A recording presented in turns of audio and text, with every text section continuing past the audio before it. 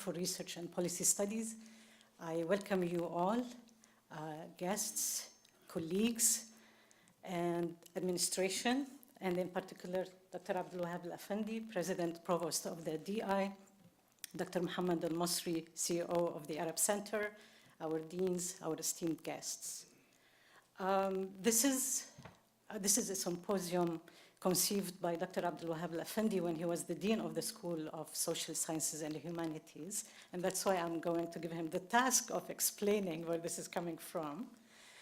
And it got postponed twice because of COVID, but we insisted on holding it in person rather than online, and that's why we kept postponing it until it was possible for us to hold it.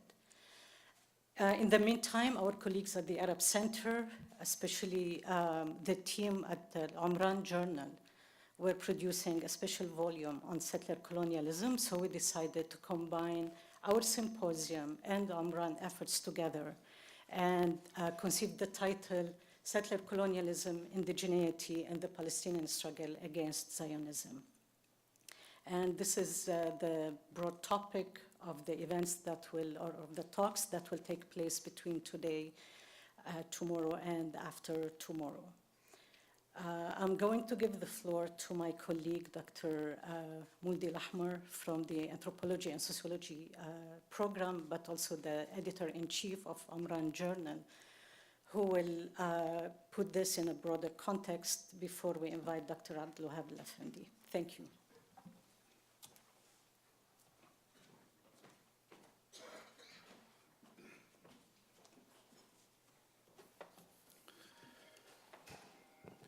شكرا دكتورة أمل على هذا التقديم وبدوري I'd like to welcome you all, especially those who have traveled far and wide to join us, taking the time and trouble at this time, the difficult time of the pandemic. Added to that, the war and threats of even nuclear weapons all of this has increased the burden on all of us. In the context of both local and international events, on behalf of the Umran and all those who the editorial board, Dr. Hani Awad and his colleagues, and Dr. Majd Bouamel and Nairouz Batik, the two academic and administrative assistants of the journal, and all the unknown soldiers of the Arab Center for Research and Policy Studies who published the journal. Of course, a large number of designers, editors, who do all the tasks, in fact, not the ones pertaining to Umran for social sciences, but for the rest of the activities. I would like to welcome you also on behalf of the new editorial committee who join us for the first time here in Doha. Some of them have been with us for some time, some are new ones. I would like to recognize them because they accepted our invitation to be members of the editorial board and therefore bearing the responsibility that interdictorial that treaty from Syria. She couldn't make it, unfortunately. Dr. Baqir al-Najjar from Bahrain, he also couldn't attend. Dr. Catherine Al-Ghanim from Al-Ghanim, Dr. Habib Ghab from Tunisia, he will arrive tonight. Dr. Rima Majd from Lebanon, Dr. Hassan Hajjaj from Morocco, Dr. Hisham Abu Raya from Palestine, Dr. Al-Tahir Saud from Algeria, Dr. Murad Dayani from Morocco. But he is located here with the Arab Center, Dr. Saqm al-Noor from Egypt. They kindly accepted our invitation to join our editorial board and therefore taking up many responsibilities. I would like especially to recognize Dr. Nadeem Rouhana, who is here with us, and he helped us to publish the special edition which carries the title of this symposium.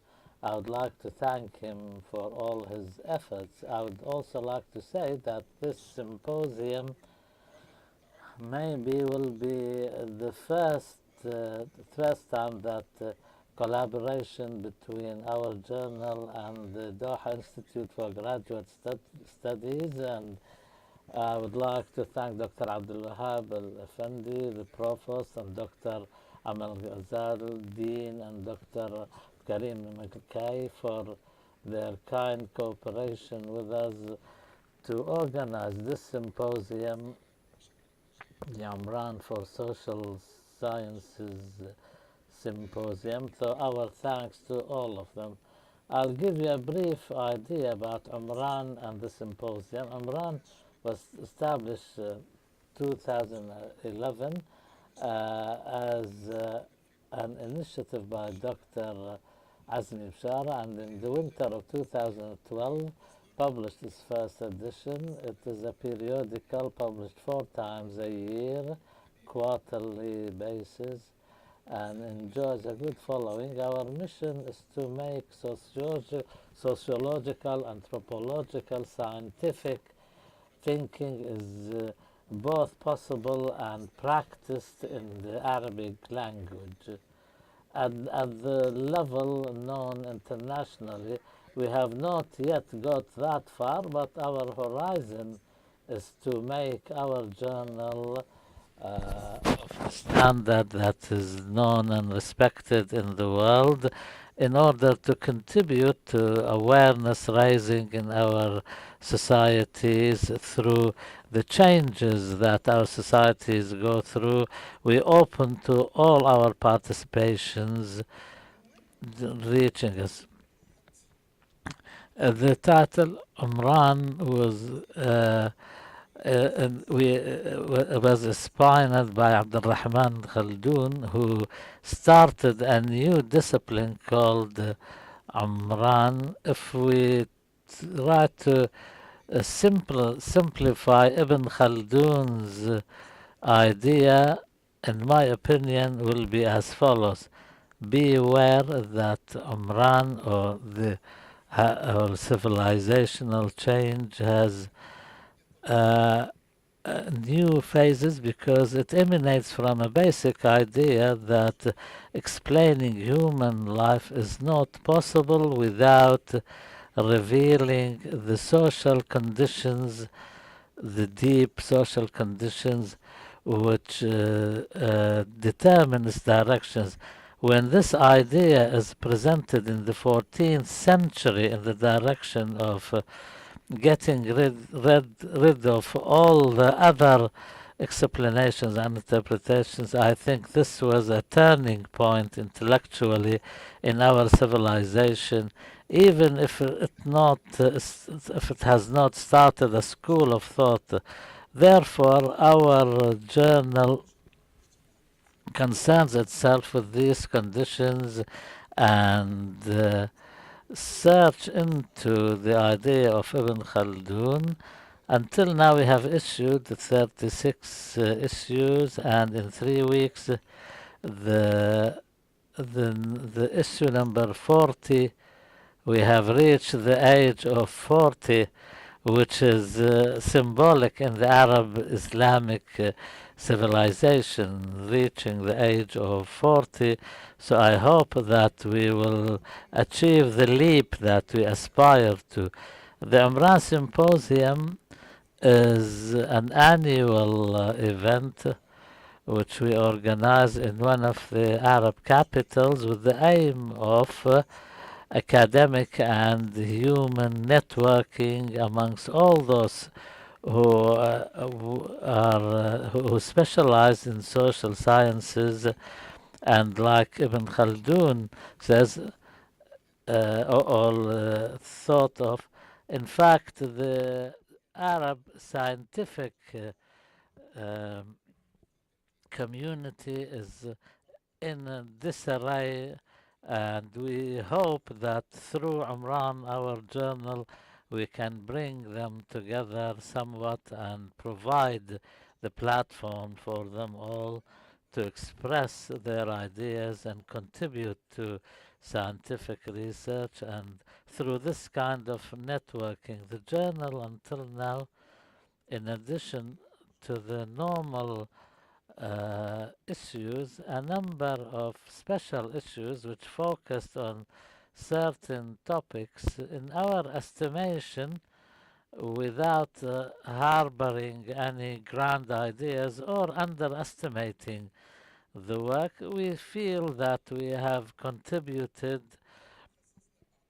to this field of knowledge, and we discussed the Arab Spring, the pandemic, now colonialism, settler colonialism, and many other topics in which renowned and experienced writers have contributed from the Americas, from Europe, from the Arab world, and the journal is open to everybody, and you can refer to our website. All what you have to do is write Umran for Social Sciences. You will be seeing our. Also, we are in the Google Scholar search engine. We therefore you can reach us, and it's open to all, free of charge. And we are planning to discuss further topics that the editorial committee will be discussing during their meeting, which will be held on the margins of this symposium. We'll be discussing different proposals that we've been receiving from both within the editorial board and outside it. We will be working on it, assessing them, and we will also discuss the classification of Umran.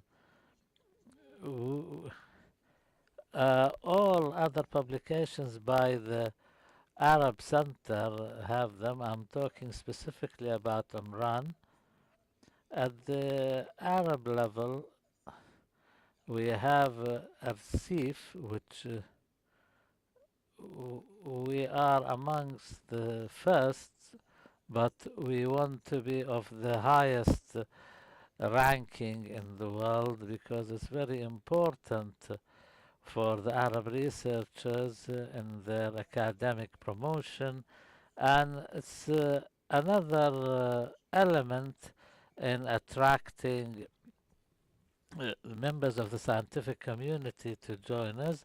I'll leave it here and I'll stop. Thanking you again for your kind attention, and we hope that together over the next 2 days we will enjoy the proceedings of this symposium, which is organized jointly by the Doha Institute and the Arab Center. Thank you for your kind attention.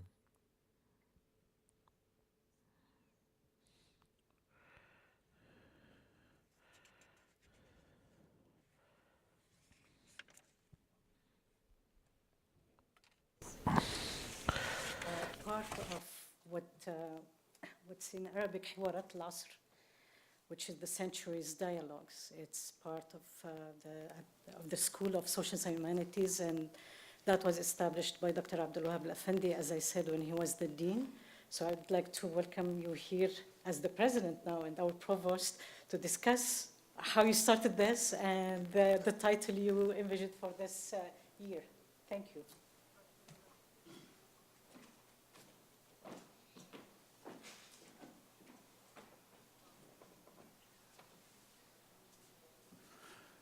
شكرا دكتورة أمل. شكرا Amal, thank you all, ladies and gentlemen. Our biggest thanks go to our dear guests who will be presenting in this joint symposium between us and the Arab Center. In fact, this is perfect, this condition for us, the circumstance when we have all this wonderful gathering in a joint effort by us and the Arab Center together. The Arab Center, of course, specializes more in the field of organizing events and activities. We are more concerned with research and teaching. We call this series Issues of Our Time, which we decided to be on annual basis, but Dr. Amal has said it was postponed because of the pandemic, and in this symposium we will discuss issues concerning the academic community and the society at large. The first activity in the first activity, we invited guests to speak about populism and the political changes in the age of populism. We invited Dr. Shantan Moore from Westminster University in the UK. She is a well-known thinker and philosopher, and with her we invited a group of researchers and scholars, and that activity was also held jointly with the Arab Center. Of course, there is a large number of researchers who come from both outside Qatar and inside it. We are always keen to invite them and to have with us international participants from both inside and outside Qatar. With us today is a distinguished group of participants. Of course, our dear friend who I'll be introducing later on, Dr. Mahmood Mamdani and Dr. Nadim Rohana, Dr. Ilham Papi, and another group of our participants. All of them are well known and they don't need much of an introduction, but we felt we ought to recognize them because of our happiness here to host them. Now I invite Dr. Mahmood Mamdani to come to make his way to the podium before he gives his keynote lecture.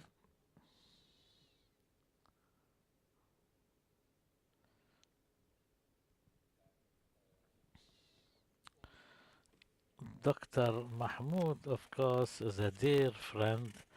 I know him for a long time. And in addition to him to be a good friend, every year or two he writes a book attacking the Sudanese. Despite that, he is still a very good friend. Mahmoud is an academician, but he is also an activist, a struggler who also is concerned with African issues and third world issues, and his writings always have an impact and resonate strongly. And when we talk about impact and influence, then we have to mention Dr. Mamdani. His impact always hits the roof, in fact. I remember some 5 years ago when there was a meeting at Cape Town University. I was participating that to discuss his famous book Citizen and Subject, which was held on the 20th anniversary of the publishing of the book. There was a celebration of the author and a discussion, a deep discussion, a thorough discussion of the book. And as it happened a week ago, I received a letter from the editor that telling me that they're going ahead with the production. Of course, my contribution had a strong criticism of Dr. Mamdani. Of course, the book Saviors and Survivors of Darfur, although many wrote about Darfur, but Dr. Mamdani's book on the issue of Darfur had explosive impact, and a large number of discussions because he, as he normally does, he discusses things from the context of the colonial and the general situation and the position of the West, etc. Normally, when we hold these issues of our times, we pick the topic, but Dr. Mamdani chose the topic for us this time round because he was working on a book on the same theme, and also our colleagues in Umran were also contemplating holding a symposium on the same theme under the leadership of Dr. Nadim Rouhana. So this kind of synergy was found, and Dr. Mamdan, if we want to introduce him, he is a professor of the Herbert Lehman Chair at the California Governance University, and he is amongst few who is a professor in two things, in governance and sociology. And he holds a PhD from Harvard in 1974, and he specializes in the study of African history and politics. His works explore also the intersection between politics and culture, and also a comparative study of colonialism since 1452. He has a famous book on that, The History of Civil War and Genocide in Africa, when victims became perpetrators, about Rwanda. And before that, he taught at Dar es Salaam University in Tanzania, and also in Uganda until 1993, and Cape Town University from 96 to 98. And for this reason, they celebrate him because he published his book when he was teaching with them. He's also the director of McCreary, and this is another indication of his African belonging and identity. He teaches at Columbia, which is one of the best universities in the world, but when this center was opened, which is known as MISR for short, MISR, and it specializes in social studies and African issues. Also deals with African issues. I went there when I was doing my PhD. Now he moved between the two, Columbia and McCreary, his mother university, because he's always keen to serve academically. All his writings, in fact, combine the academic distinction and also commitment to issues and causes. Please join me in welcoming Dr. Mahmood Mamdani to deliver his keynote speech.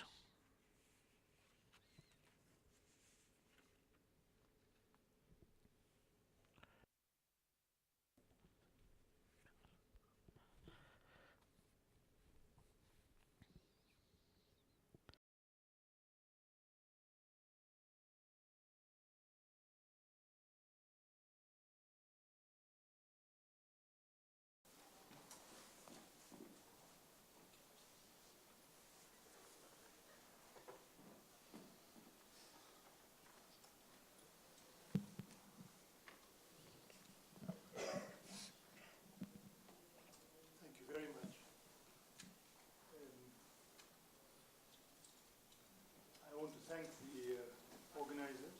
Can you hear? I want to thank the organizers, Amal, Abdelwahab. I'll dispense with titles,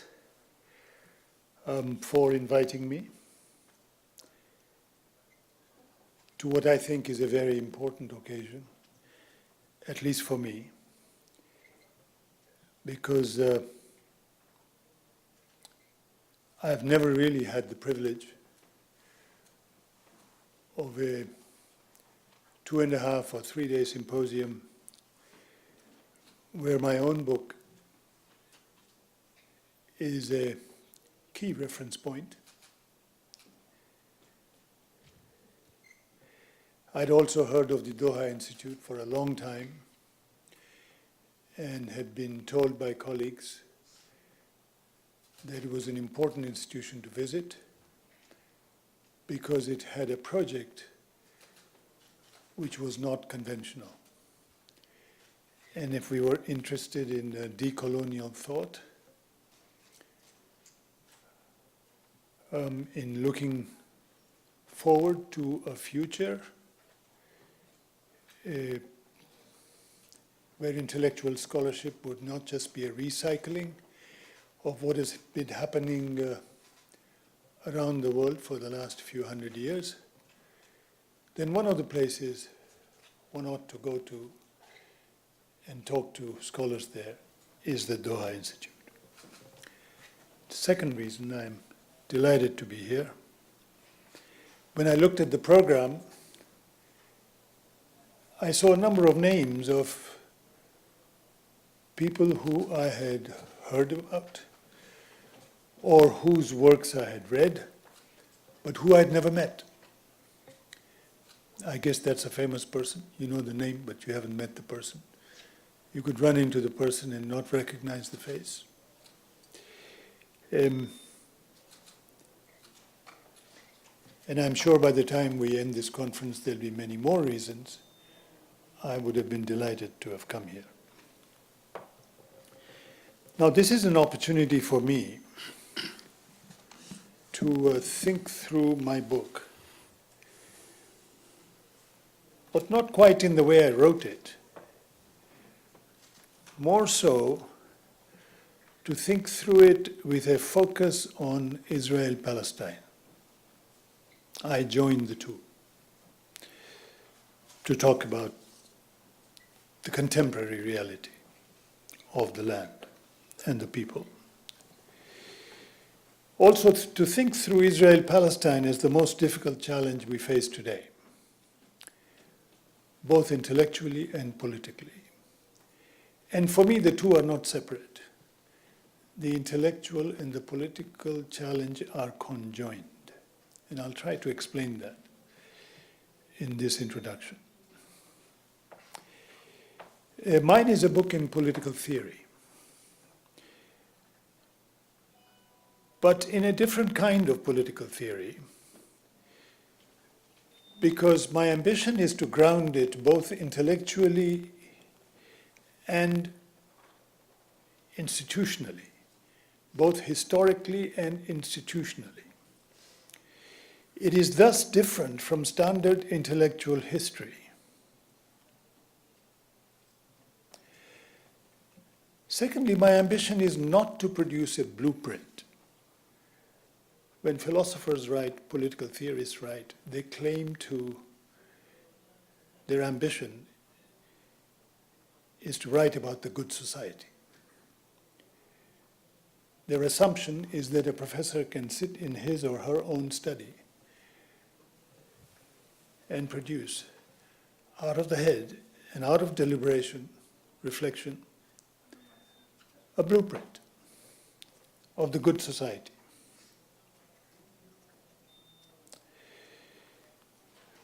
That's not my ambition. I do not believe that ideas make the world. Only those ideas materialized in institutions or political social movements make the world, not any idea. So I'm going to pitch this talk at two levels. First, just a very general reflection on three big ideas, just as a background to what I'm going to talk about. Three big ideas: nationalism, colonialism, liberalism. But secondly, a very, I hope, focused discussion of three big ideas which are very central to the question of Palestine-Israel today. One, and I'll talk about these historically. One is the idea we know of as the one-state, two-state solution. That's probably the central idea of this talk.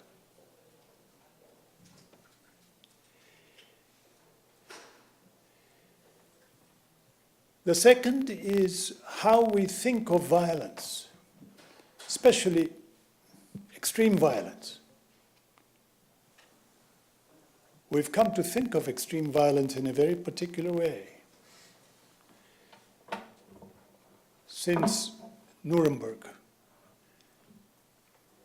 And I have a critique, which I will share with you, which I think is also very central to how we think of a way forward in Israel-Palestine.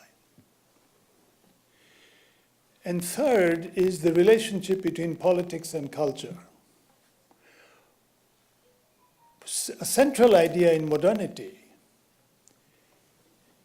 is that culture is politics, or politics is culture. And it was central to the colonial project, at least over the last, at least since the middle of the 19th century.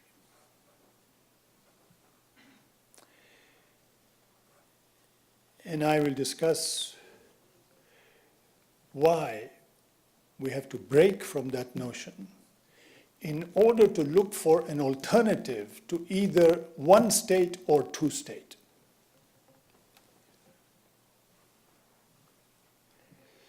Having said what I want to talk about, I can now sit down. Because you can read the book, but I won't sit down.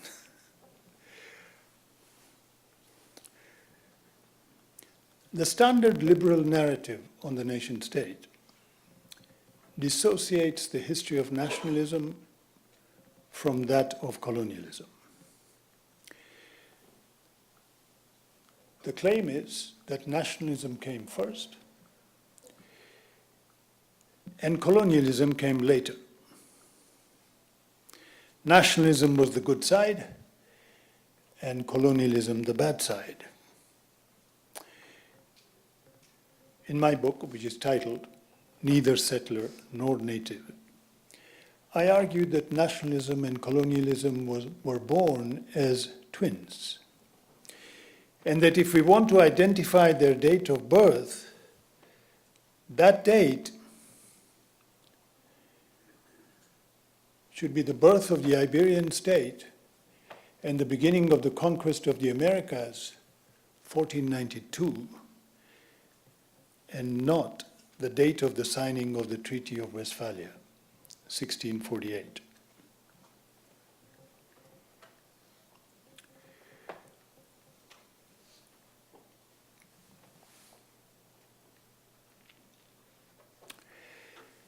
Second background idea is the link between nationalism and liberalism. Modern liberalism celebrates the advocacy and defense of individual freedoms. At the same time, it remains critical of all claims to group identity, all except one, the nation. The nation is the only group identity that liberalism considers natural in its defense of national self-determination.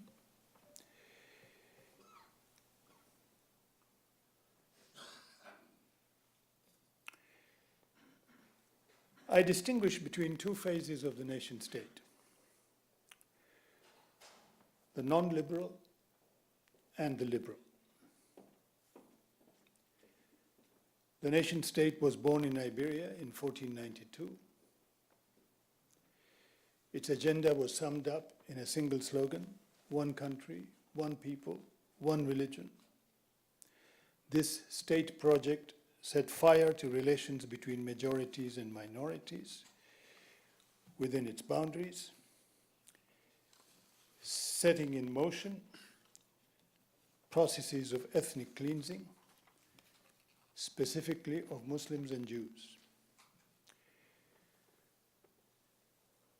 There followed a century of religious wars in Europe.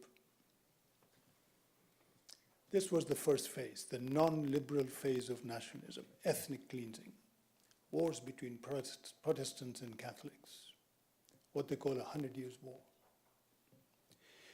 The liberal solution to religious wars was the Treaty of Westphalia in 1648. Two key components of the modern state were born in Westphalia: religious toleration at home and the reciprocal guarantee of sovereignty abroad. The liberal solution was put forward by John Locke in his treatise on tolerance. Now, Locke said Protestants in England should tolerate Catholics, the Catholic minority. And in return, the Catholic minority should accept that Protestants have the right to rule. They should stop paying allegiance to the Pope or to any other authority. So the majority should tolerate the minority. In return, the minority acknowledges the sovereignty of the majority. That's Treaty of Westphalia, part one. Part two, Treaty of Westphalia: if you tolerate the minority at home, then external states should also recognize your sovereignty. So this is the liberal political order. The notion of a sovereign majority alongside non-sovereign minorities was the original sin in the liberal theory of the nation-state. I want us to keep that in mind. Now, I come to the three big ideas I want to discuss. First, the institutional history of one state, two-state solution to the colonial question. The history of one state, two-state solution begins in North America, particularly in the United States of America. The USA is the founding experience in modern colonialism from this point of view. The Indian reservation was the site where core institutions of modern colonialism were forged. The technology of governance born in the Indian reservation was exported globally, first to South Africa, then to other colonies, and finally to Germany. Each time it was retooled depending on time and place. If settler colonialism triumphed in the Americas, it was defeated in Africa. The defeat was decisive in Algeria and in South Africa, in particular. The difference between the Algerian and the South African model was that whereas most settlers left Algeria in the aftermath of colonialism, most stayed in South Africa. The difference was discernible in the political project that followed settler colonialism in these places. My core interest is in this political project. And I think Palestinians have something to learn from it. I'm not interested in marketing this project as a model. I'm not a salesman. But I am interested in exploring it analytically, the good and the bad, the good alongside the bad, so we may learn from both. So we may have the possibility of sublating this binary, the good side of the project and the bad side of the project, in order to arrive at a better project.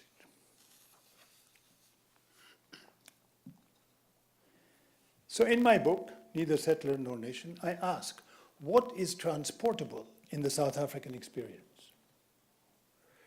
What does South Africa have to teach us as we face the next big challenge? That challenge is Israel-Palestine. So let's come back to the one-state, two-state solution.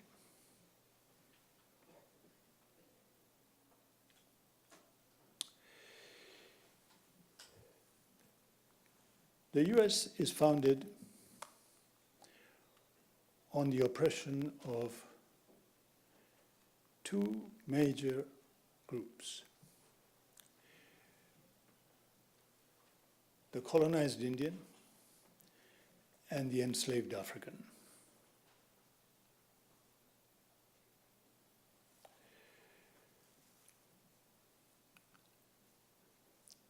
How do we refer to the Indian? Do we refer to the Indian as an Indian or as a Native American? What's in a name?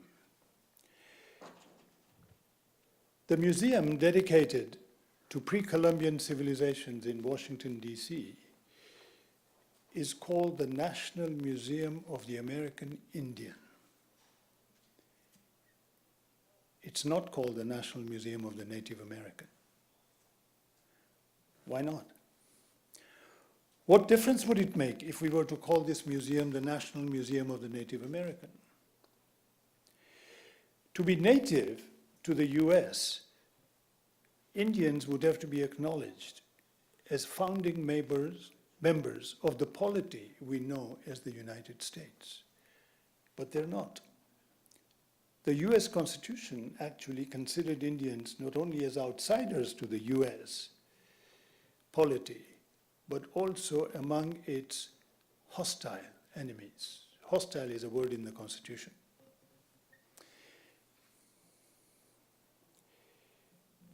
When the 1964 Civil Rights Act was passed, it did not apply to Indians in reservations.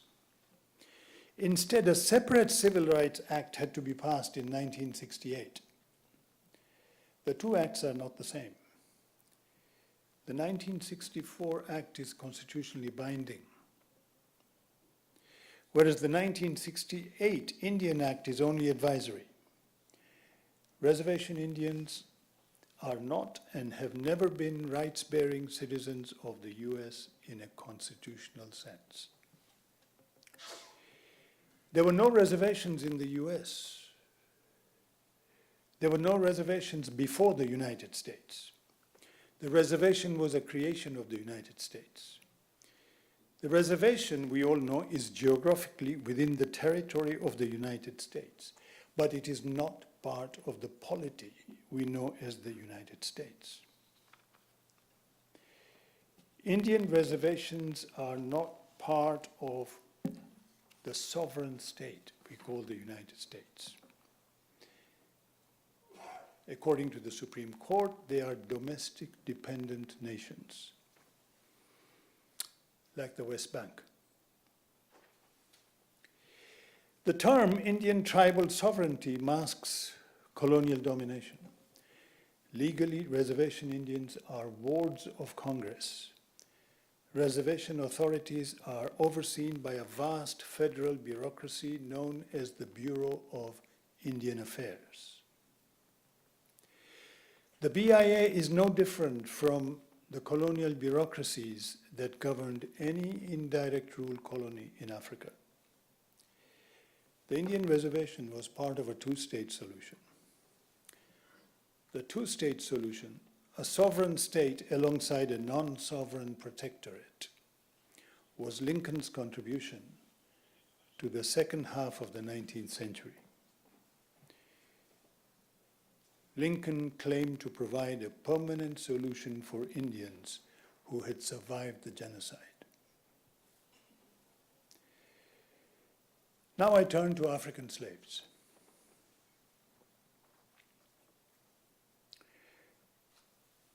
Colonized Indians and African slaves represent two different experiences of oppressed peoples in the modern era. Colonized Indians were subjugated in a two-state solution. African slaves were incorporated inside individual plantations in a one-state reality. Indians were forcibly dispossessed of their land. African slaves were forcibly taken from the land. Indians were colonized. Africans were taken to America, dominated racially. The consequences have been radically different. Politically, Indians were governed in a protectorate as part of a two-state solution. African slaves were racially segregated within a one-state polity and governed in thousands of separate plantation regimes. The one-state solution provided a political frame for the development of the struggle against Jim Crow and racial domination. Even if it proceeded by fits and starts, sometimes even receded, the one-state framework made possible the development of alliances. The two-state solution explains the continued isolation and fragmentation of the reservation Indian. In the US, the one-state solution has provided a political context for alliance building, leading to a general emancipatory struggle. In contrast, a two-state solution has imposed isolation on the Indian by imposing on it a separate political home, a protectorate, but also a fragmented political home. My claim is this: politically, a one-state solution is preferable to a two-state solution. It signals the possibility of alliance building. The other smacks of an imposed isolation. The difference is captured in the changing position of African Americans in the US. We all know that African Americans are a demographic minority, roughly 15% of the population. But they have been a propelling force ever since they gained formal citizenship after the Civil War. You only have to look at successive phases, from post-war civil rights, post-Civil War, Reconstruction era, to the post-World War II civil rights movement, to the contemporary mobilization around Black Lives Matter. So one conclusion is that a demographic minority does not necessarily have to translate into a political minority. It depends on the political context, including the form of the state. The challenge, which I will return to later, is how to go beyond the one-state or the two-state solution.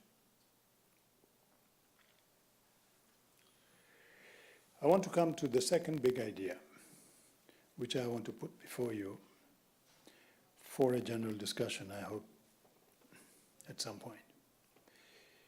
The second big idea, also an American one, was that we think of political violence in legal terms as a collection of criminal violations of individual human rights by individual perpetrators who should be held individually accountable legally for these crimes. The focus is on individual responsibility, and the focus is on violence as a criminal act rather than a political act.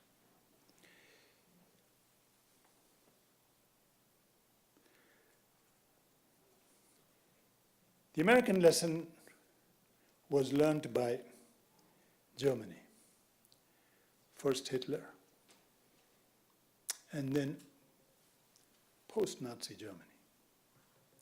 Hitler learned two lessons from the US. The first was that genocide is doable and therefore thinkable. Hitler was a great admirer of the westward expansion, of the elimination of the red race by the white race.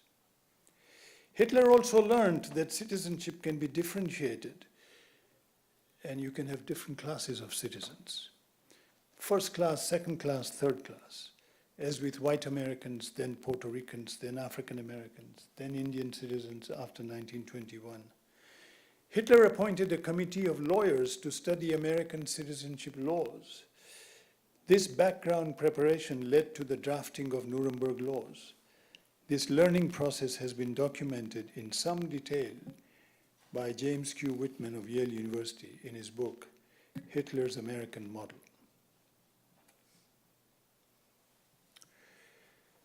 After Hitler, after the Second World War, came Nuremberg and denazification. I argued that denazification failed because the Allies shut their eyes to the political project that inspired and propelled Nazism, because Nazism was a striving for a purified nation-state, one that would go beyond distinguishing the national majority from national minorities to cleansing the nation of minorities. There was an American debate on Nazism after the Second World War. Was Germany liberated or occupied? Was Nazism a state project or a social project? Who should be held responsible for Nazism? The nation or the state? Nazi leaders or the German people? The American consensus was that the responsibility for Nazism lay with the German people. At Nuremberg and after, millions were considered criminally culpable. Yet Nazism was never probed as a political project. A similar debate unfolded inside Germany, particularly among German left intellectuals, the most prominent being Franz Neumann and Herbert Marcuse. Neumann wrote a book called Behemoth, analytically dissecting National Socialism. His answer was different. Nazism was neither just a state project nor just a project of German society. Nazism was rather a nation-state project, a project of both the Nazi state and the nation, the folk, to eradicate the presence of national minorities, Jews, Roma, etc., from state territory. Nazism was above all a political project. Denazification would thus have required an alliance of all anti-Nazi forces, external and internal, the Allies and those sections of German society that had resisted Nazism. But Americans were unwilling to do so. Only the Soviets were willing in the East, but only temporarily, and not after the Berlin Uprising. I argued that Nuremberg failed to root out Nazism politically. Unlike the criminal model, which understands violence as the result of antisocial acts of individual perpetrators, I focus on extreme violence as the outcome of collective mobilization against minorities in the nation state, rather than individualize the violence as a standalone act. I point to cycles of violence sustained by groups mobilized as so many constituencies, rather than catalog atrocities, the way Human Rights Watch does, so as to name, shame, and punish individual perpetrators. I seek to identify the issues around which constituencies are mobilized, rather than exclude perpetrators from the political process, and this is the most controversial point in my proposal. I seek to include perpetrators, include them with all those who survived, victims, perpetrators, beneficiaries, bystanders. I use the term survivor differently from how it was used after the Holocaust or after the Rwanda genocide. Survivor to me is not just the surviving victim of extreme violence, but it is all those who survived extreme violence. The third big idea is that politics is culture, or culture is politics. This is the prelude to what we now call identity politics. I explore the technology of politicizing culture through a detailed study of British colonialism in Sudan. I knew that Abdelwahab would be sitting in the chair. The late 19th century Mahdiya in the Sudan followed two events that had shaken the foundations of the British Empire. The first was the Indian Uprising of 1857, and the second, a decade later, was the Morant Bay Rebellion in the West Indies. The Indian Uprising, according to Henry Maine, a member of the Viceroy's Legal Commission in India, a legal anthropologist, Maine said the Indian Uprising was the result of an epistemic defect. He said the British response to the uprising had to include an epistemic rethink. And the point of that rethink should be to demobilize the opposition by fracturing it into so many identities. In India, religion and tribe. In Sudan, race and tribe, each empowered with its own particular history and culture. In Sudan, the first step was the creation of two major blocs, each identified as a separate race, one called Arab and the other called African. Even though both had a long genealogy in the land, Arabs were designated settlers and Africans natives. The second step was to divide each race into several tribes, previously identified as a distinct cultural group, an ethnic group in the language of anthropologists. The tribe was politicized. Now, how do you politicize a tribe? The difference between an ethnic group and a tribe is the following. The ethnic group is defined as a cultural group. The definition of the tribe is that it's not only a cultural group, but it has a homeland. The crucial thing is to combine culture with territory. Sovereignty, culture and territory. That's what politicizes culture. Tribe was politicized by joining culture with territory. Each tribe was now connected to a separate homeland with its distinct traditional authority and customary law, the Indian reservation. The tragedy is that the Sudanese anti-colonial movement did not see through this. The Sudanese anti-colonial movement developed in a derivative fashion. It reproduced the assumptions of colonialism.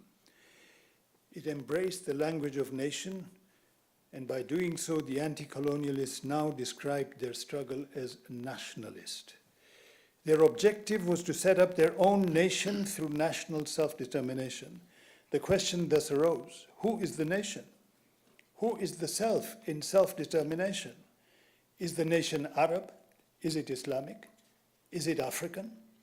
These three definitions of the nation sum up the three places in the nationalist movement, the three phases in the nationalist movement that followed state independence in 1954.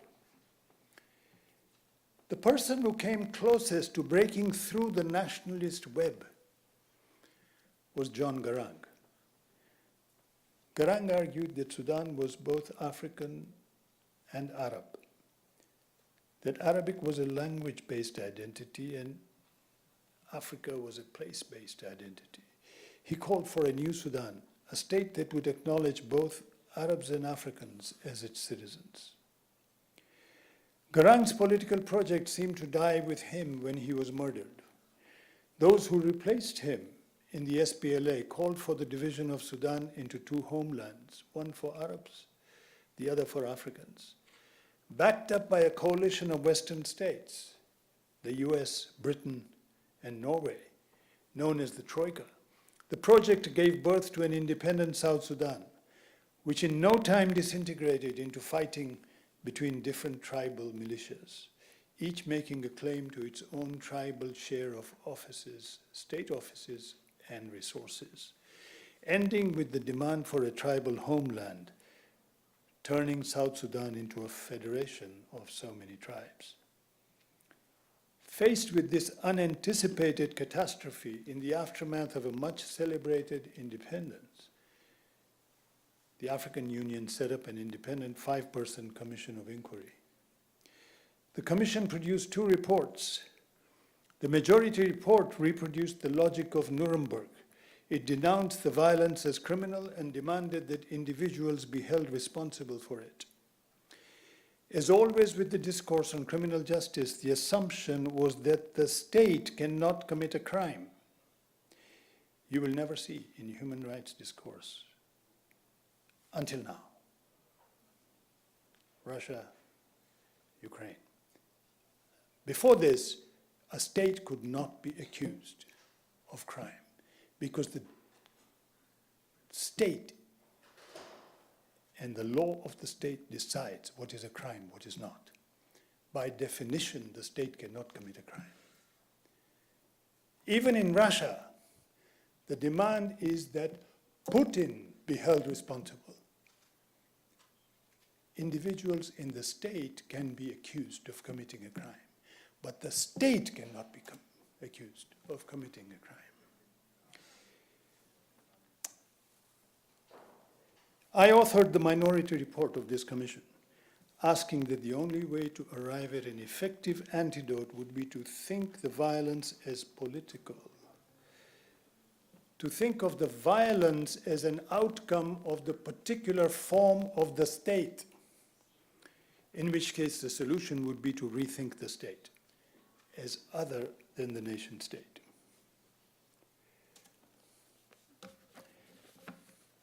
I don't know how much time I have. I definitely have a lot of pages here. We can give you 15 minutes, 20. My program gave me a lot of time. Program you sent me.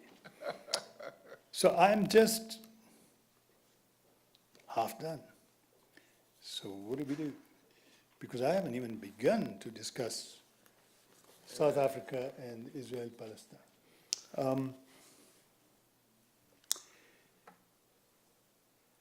I'll leave you with the duties of the chair, and I will perform the duties of the speaker.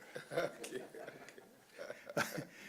So I've already spelled out the significance of the debate on one state versus two-state solution.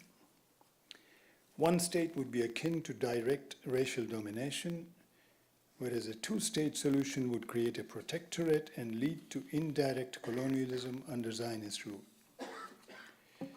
The history of the African slave in America shows how the one-state solution is better, a better framework for building alliances and broadening the framework and depth of resistance. Now I come to South Africa. South African settlers attained independence in 1910. they sent a delegation to North America. Delegation studied the American model. In their search, they went to reservations. In their search for how to govern natives in South Africa, they brought back home the threefold institutional model: homeland, traditional authority, customary law. I argue that the big change in South Africa did not come until the 1970s. Anti-apartheid resistance took a creative turn in the 70s, leading to a breakthrough, both intellectual and political. Before the 70s, anti-apartheid resistance was largely derivative, like the one in Sudan. It reproduced the architecture of apartheid inside the resistance. Each racial group organized separately, as defined by apartheid power. Africans organized as African National Congress, Indians organized as Natal Indian Congress, coloreds organized as Colored People's Congress, and whites, of course, they could not organize as White People's Congress, so they called themselves the Congress of Democrats. By reproducing the architecture of apartheid inside the resistance gave apartheid a natural flavor. The apartheid mindset was broken only in the 1970s. The key initiative came from the student movement, starting when black students led by Biko left the liberal white student organization, formed their own separate body, and went on to organize township dwellers, starting with Soweto.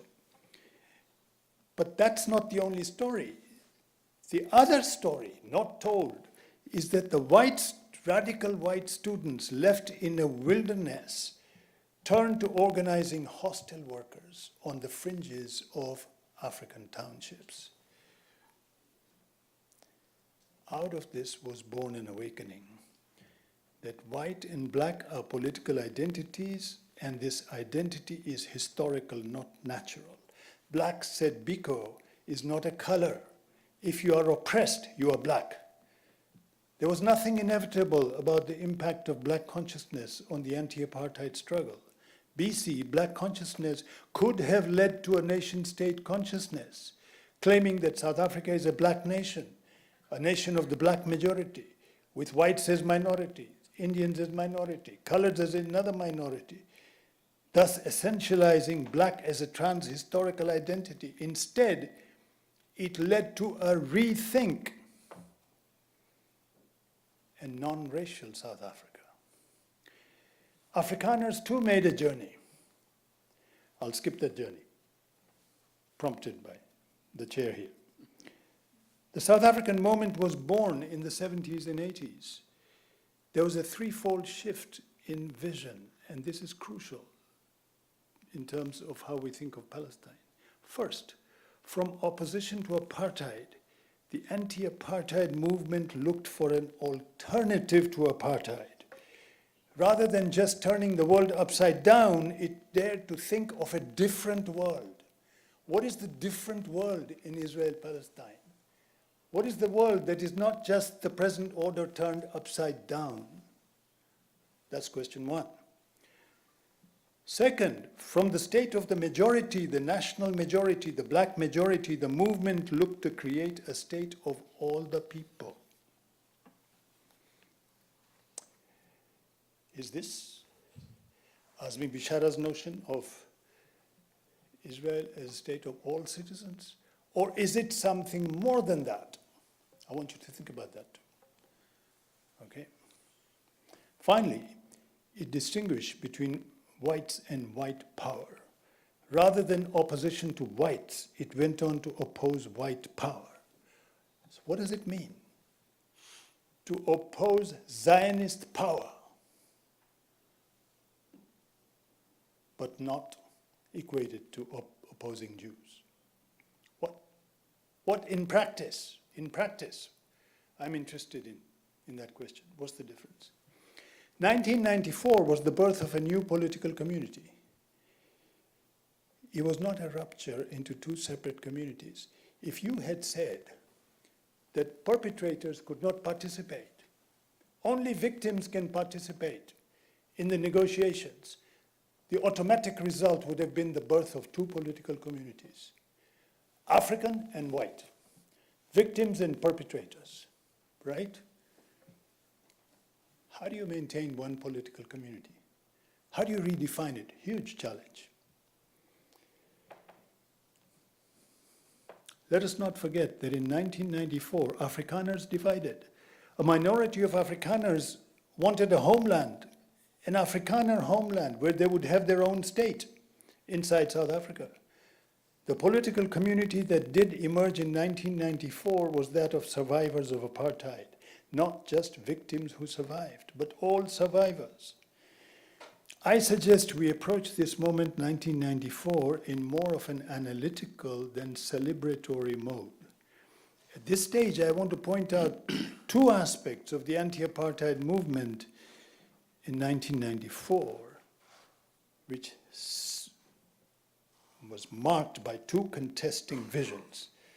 First, did the resistance validate the claim to sole representation by a liberation movement, or did it testify to multiple centers of mobilization? My claim is this. You know, there used to be this fiction, right? PLO was the sole representative of the Palestinian people, right? African liberation movements claimed to be sole representatives of colonized peoples. Well, that fiction was thrown away in South Africa. Right? It was accepted that the resistance movement is plural, diverse, and multiple. The first starting point. Second starting point was a contest between two strategies: boycott, blanket boycott, comprehensive boycott, and alliance building. Right? The final outcome in the South African situation is the recognition that boycott and alliance building are not alternative strategies. They are complementary strategies. You cannot win unless you advance on both fronts. That was a crucial gain. Apartheid power was not defeated. Neither did apartheid win. The situation in the mid-1980s could only be described as a stalemate. I'm going to skip a lot of things now in the interest of time. So one of the things, if apartheid was not defeated, why did it choose to negotiate? If the resistance had not won, why did the ANC choose to negotiate? Set of questions. Happy to discuss them at any time. Question two, there's a critique of 1994. The biggest critique is that ordinary lives did not change. There was no social justice. Poverty has deepened. So what was gained in 1994 and what was not gained? How do we think of the way forward? I'm rushing through this because I do want to read through my section on Palestine and Israel before Abdelwahab wakes up. It was 5 minutes. I was not serious about that. Just a way of gaining more time. Give me 10 minutes, 15 minutes. So, 7 minutes. So, Israel-Palestine. Let's begin with America. The Europeans who came to America were not immigrants. They were settlers. What's the difference? The difference is this. Whether they seek equality or advantage in it, immigrants come to join existing polities. Settlers come to displace existing polities and establish their own exclusive sovereignty.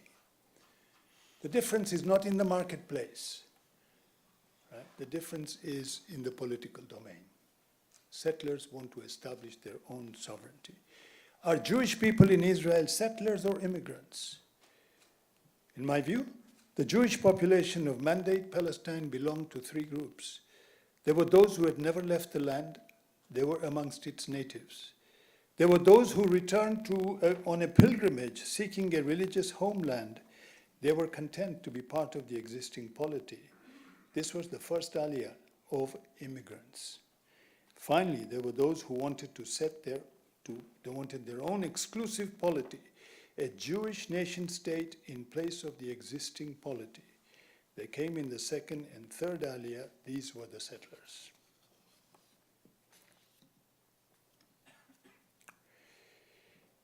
At the core of political Zionism is the effort to build not just a Jewish religious community in the Holy Land, but a Jewish state. Political Zionism seeks to erase the distinction between state and society. The conflation of society with state is the foundation of the nation-state and its program of rule by a permanent national majority.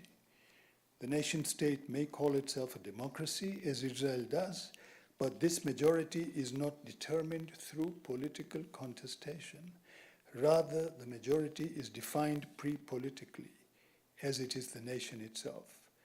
The most the majority can hope for is a democracy for the majority, but not for all. But even majoritarian democracy remains a difficult project in Israel, because the state defines who can be a member of that majority. In other words, the state defines officially who is a Jew. The most fundamental of Israel's unanswered questions is who is a Jew. If Israel is to be a state for Jews only, it must answer that question, who is a Jew? Its answer cannot avoid flattening the diversity of world Jewry into the Jewry sanctioned by the state. At the legal level, this question has bedeviled Israeli authorities since the law of return was passed in 1950. Is a Jew defined by religion or by ethnicity? Are Jews members of a religious community or a nationality, or both? As a result, the State of Israel now has two legal definitions of who is a Jew. The narrow definition provided by religious law, halacha law, which Israel enforces in the sphere of personal affairs, and the broad definition in the amended law of return. At the political and social level, Judaization, there's a program called Judaization, right? Eliminates unacceptable forms of Jewishness. The acceptable form is associated with Ashkenazim, who trace their lineage to Yiddish-speaking parts of Europe. Ashkenazim were the founders of the state, who embraced the role of civilizers, committed to bringing other Jews into line with the national ideal. In particular, the Ashkenazim have sought to civilize the Mizrahim. The Mizrahim are Arab Jews. They present a special challenge to Zionism because they represent a middle ground between Arab and Jew culturally. Political Zionism, however, presumes that Arab and Jewish identity are both incompatible and hostile towards one another. Otherwise, there would be no need of a Jewish state in historic Palestine. Ashkenazi Israel has demanded of the Mizrahim that they renounce their Arab culture so as to embrace only their religion, Judaism, as their core cultural identity. The Mizrahim have paid back by standing behind a religious Zionism that not only stands to the right of the Ashkenazim, but has also succeeded in sidelining it politically. For the Mizrahim, there are two political enemies, the Palestinians and the Ashkenazim. Now, the Palestinian resistance. In the Zionist worldview, Palestinians are Canaanites who never left home. They are squatters, not natives. With the return of the native after the Holocaust, the squatter must get out of the way and make room for the native civilized by 500 years in the West. It's exactly the view of African Americans who went to Liberia and Sierra Leone, that the African native was uncivilized, had never left the continent. The slaves had come back after civilization and must now gain control of the polity to civilize the natives. Not very different. It's the quintessential American view of the world. The Palestinian resistance has led to multiple shifts in the Palestinian liberation movement, from an early focus on armed struggle and following the first and second Intifada, Palestinian mobilization in Israel and the occupied territories has moved to a demand for political change. I'm going to skip again material that I'm sure you know all too well. The first and the second Intifada.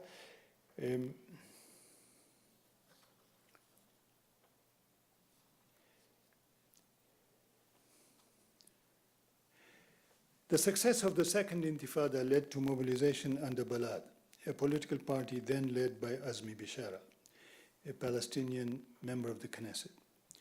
On May 21, 2001, Bishara proposed a new basic law aimed at achieving rights for Palestinians as a national minority.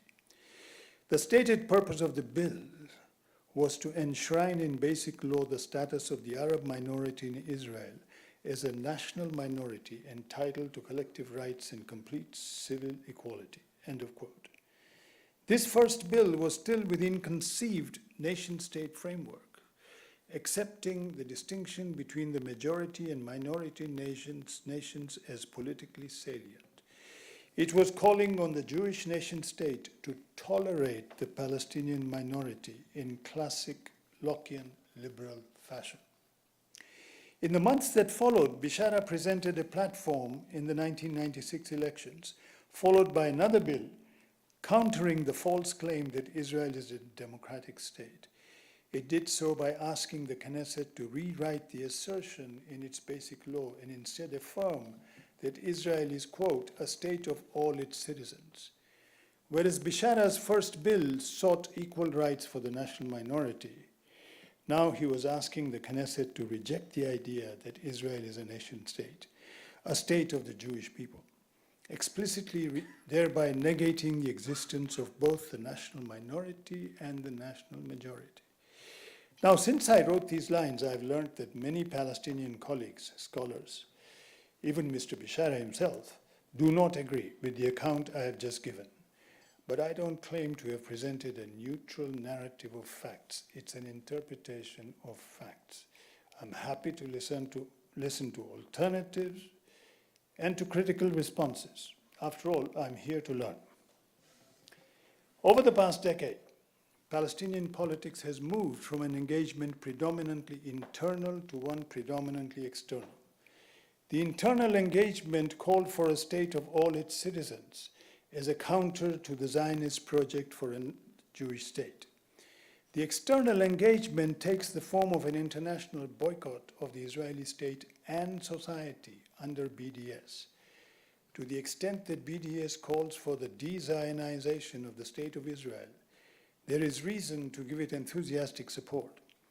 But to the extent that BDS seeks to extend this boycott to Israeli society, and not just to its Zionist sectors, there is reason to be critical. BDS needs to learn from the very experience it claims to build on, that is the South African divestment and boycott during apartheid. As a participant in the anti-apartheid boycott, I came to realize that its key mistake was to collapse state, regime, and society into a seamless whole. The main problem with blanket boycotts is that they embrace a mirror image of the nation-state framework, which collapses state and society into one. Indiscriminate boycotts do not work. Also, by themselves, international boycotts are incomplete. The strategy of isolating the state internationally needs to be aligned with a domestic strategy to isolate the pro-state forces in civil society while backing those that would dismantle it. Boycott and alliance building are not alternatives, they are complementary strategies. I don't want to overstay my welcome. I'm going to stop. Thank you. Thank you.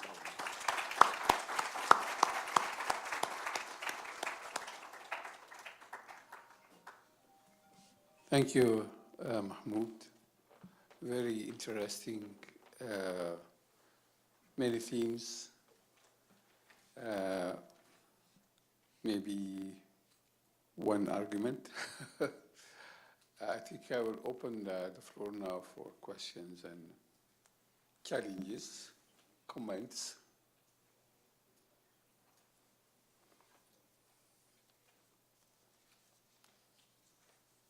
Okay, I think I'll probably start by my own questions.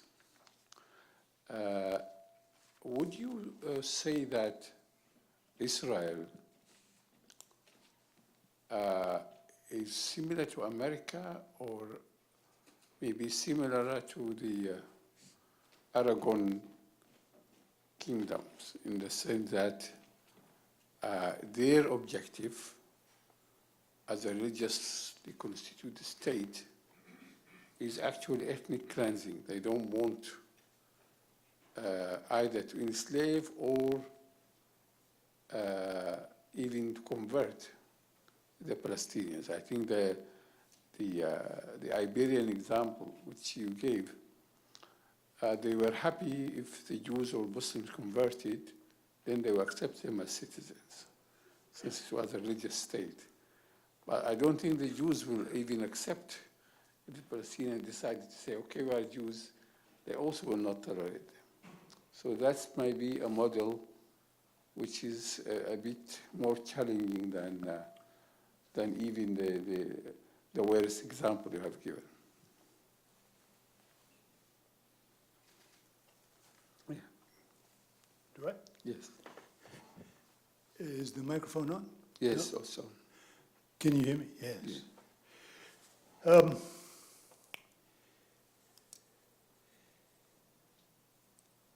First, a qualification before I answer your question. I said earlier on, I'm not looking for a model. In other words, I don't think anything, no matter how inspirational, can be reproduced with changing circumstances, conditions, etc. So if I'm not looking for a model, I'm also not looking for an analogy which fits. Analogies which illuminate, yes, but the search for an analogy which fits is futile, because with every analogy, regardless of the illumination, you can say, but look, it is different in this way, and of course it is different in that way, and I would never deny it. So having said that, sure, Israel is not like the Iberian Kingdom. Okay? Israel does not seek to convert. Neither does it seek to enslave. It seeks to displace. And that is America. America in relation to the American Indian, the colonized Indian, did not seek to convert. It did I'll come to this qualification on the conversion. Did not seek to convert, did not seek to enslave. What America did seek to do was to dismantle the polity. An Indian reservation had a choice. You could be assimilated in American society if you gave up collective land, and if you gave up the claim to tribal autonomy. You could be assimilated, you could be converted to Christianity and a Christian lifestyle as individuals, not as a people. As a people, you are a threat. Okay. So in that sense, America does remain the city on the hill for the Israelis. It does remain the model. Okay, okay, over there. Somebody send microphone. Where are they?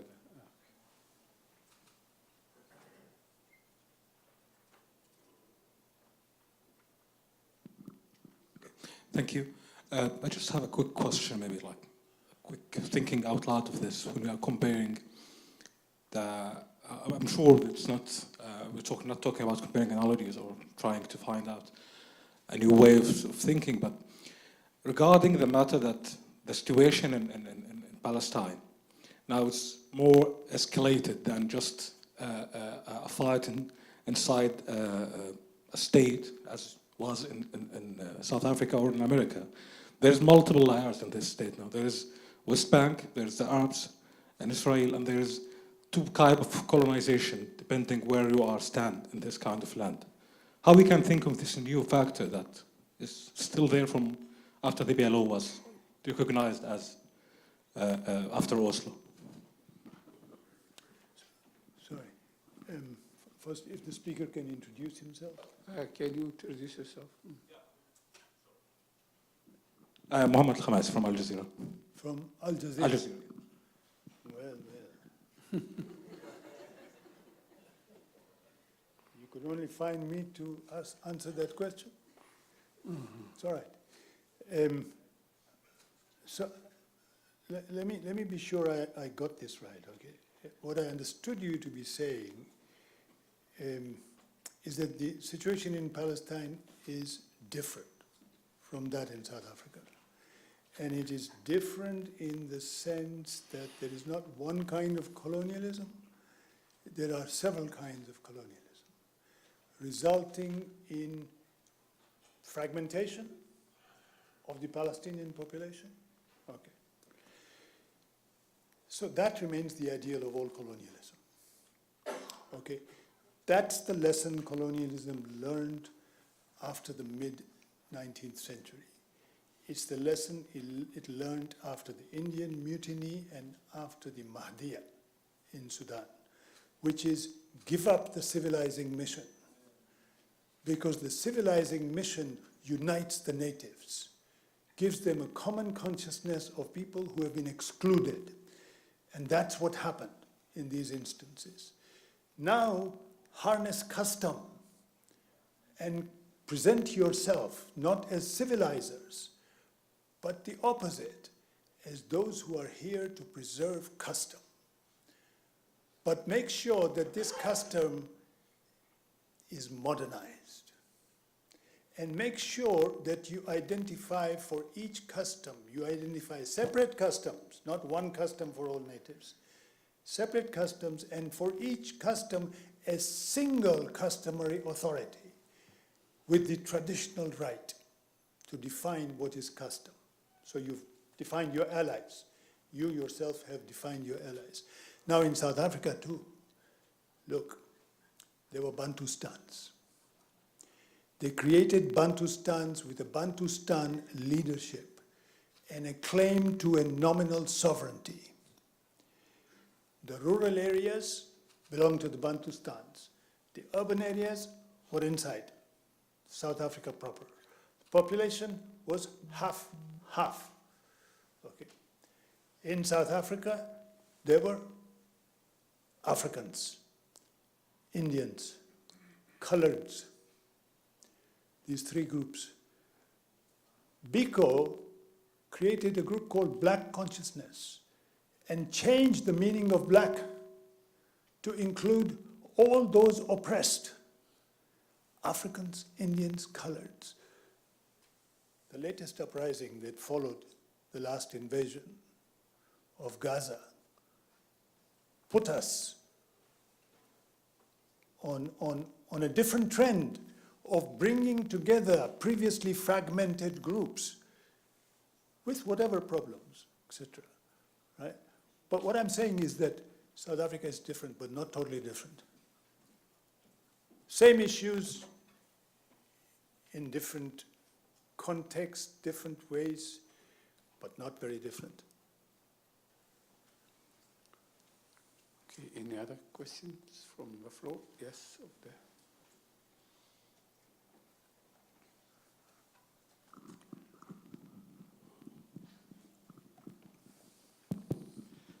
Thank you very much for that wonderful talk. Sami Hermes from Northwestern University in Qatar. I was actually just struck by your last comments on BDS and thinking about the differences between the Palestinian movement and South Africa, and thinking about the idea of blanket boycott. As we know, in the Palestinian context, there's been a lot of care taken to think about this as not a blanket boycott, as in the academic sense, individuals versus institutions, but also to think of institutions as complicit. So not just any institution, but complicit institutions. So I was just curious to just know a little bit more of where you were going with that in terms of, I agree with you. It shouldn't be a blanket boycott, but it's not a blanket boycott. So I was wondering which direction you were going with that. But also, as we've seen, is that in the Russian context, actually nobody cares whether it's a blanket boycott or not. And it seems to be, if this wasn't the Jewish state, then people would have less issues. So I think Palestinians are also called upon to perform a higher standard, which is, again, I agree that it should be, it shouldn't be a blanket boycott. The other, just quickly, also your comment on the different types of Jewish migrations. I thought that was an interesting point. I hope if I can just think with you a little bit on that point.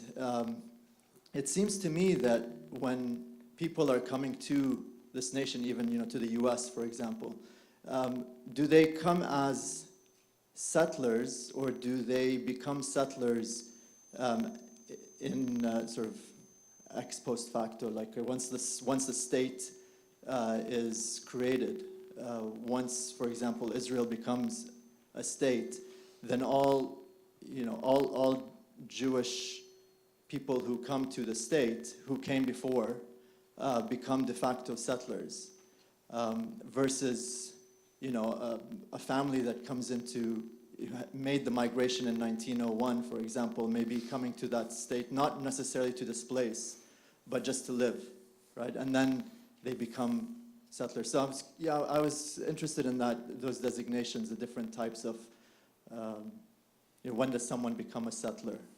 And if it's the politics that makes them a settler. Right? Okay. Yeah.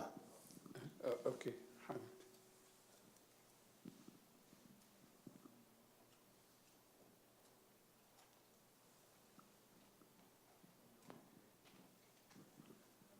Thank you, Mamdani.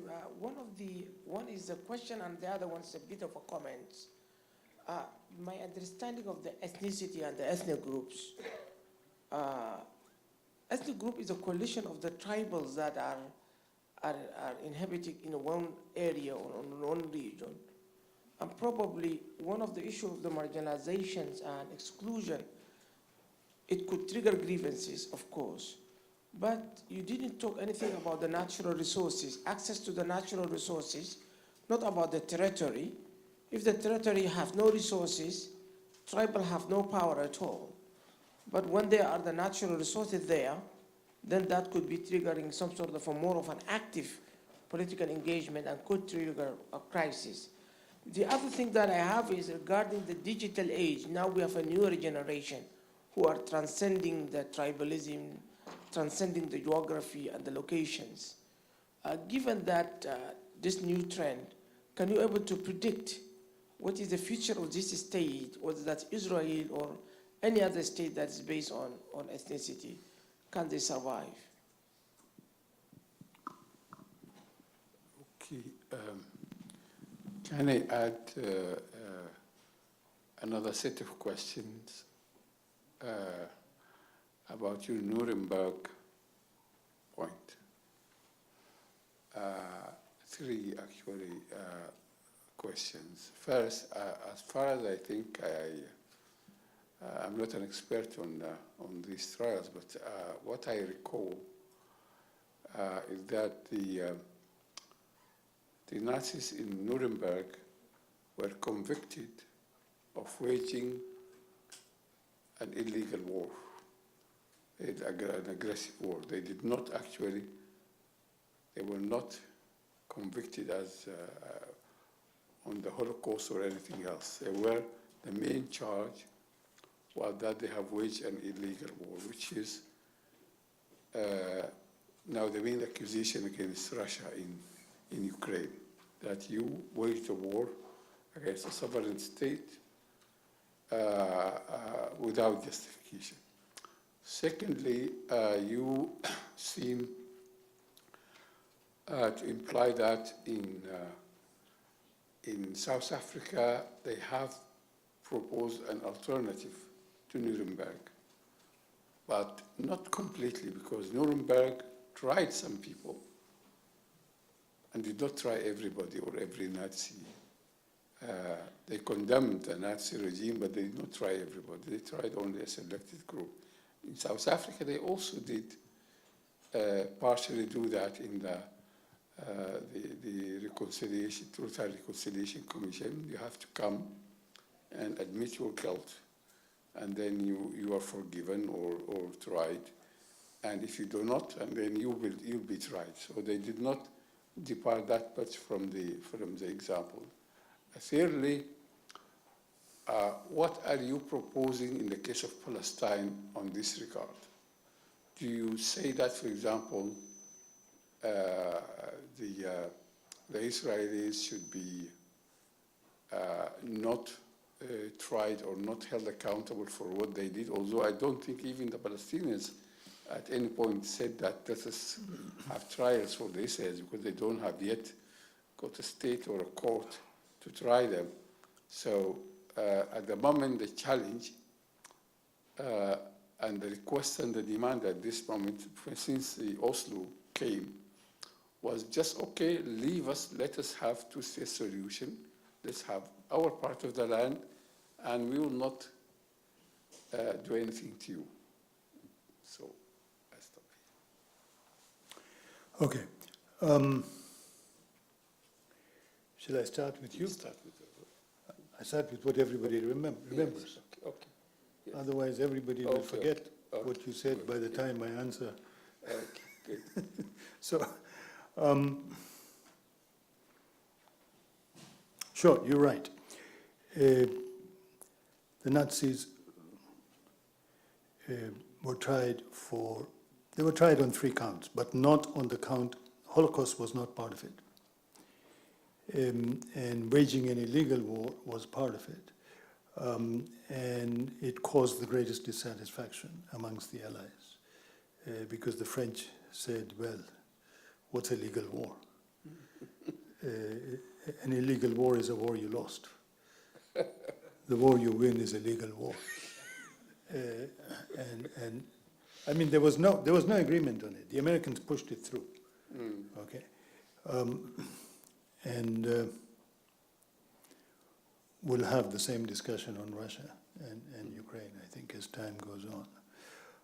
But the point is not that Nuremberg did not say anything about the Holocaust. The point is that the legacy of Nuremberg is different from Nuremberg. The legacy of Nuremberg has ended up with the International Criminal Court, and it's ended up with the human rights regime, including Human Rights Watch and everybody else that follows it. And the legacy of Nuremberg is that every perpetrator should be identified not as belonging to a state, but as an individual perpetrator, and that perpetrator should be tried individually and held culpable and accountable individually. Now, Nuremberg, of course, there was Nuremberg, and then there were many smaller courts, and the ambition was to try millions of people. They passed out questionnaires, and they had a whole collection of millions, and Eisenhower said in a Time magazine interview that it will take us 50 years to try these people. And they kept on reducing. Eventually, they got to denazification and this and that. Okay. South Africa, again, you're right. TRC was a pale reflection of Nuremberg, crime and punishment, except this was crime, acknowledge the crime, you'll be forgiven. Okay, but it was, my argument is that TRC has been built up for what it never was. It has been credited. TRC deserves no credit for the outcome in South Africa, okay? Because the outcome was the result of a political negotiation. TRC followed the resolution, the end of those negotiations, And the negotiations were not about crime. They were about what should a new political community look like? What are the limits of the reform? And they were about give and take. Take, okay, everybody can vote. Give, you will not touch our property.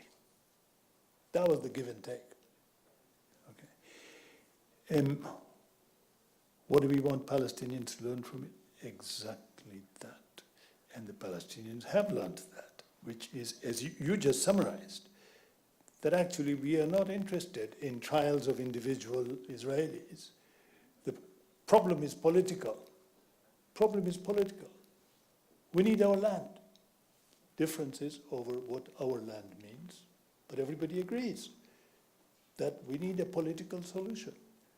Okay, we need to manage our own affairs, and then we'll deal with what happened in the past. We're talking about the future. Where are we going? Yes, that's a correct lesson for Palestinians to draw from this, not to be distracted by International Criminal Court and this and that. Now,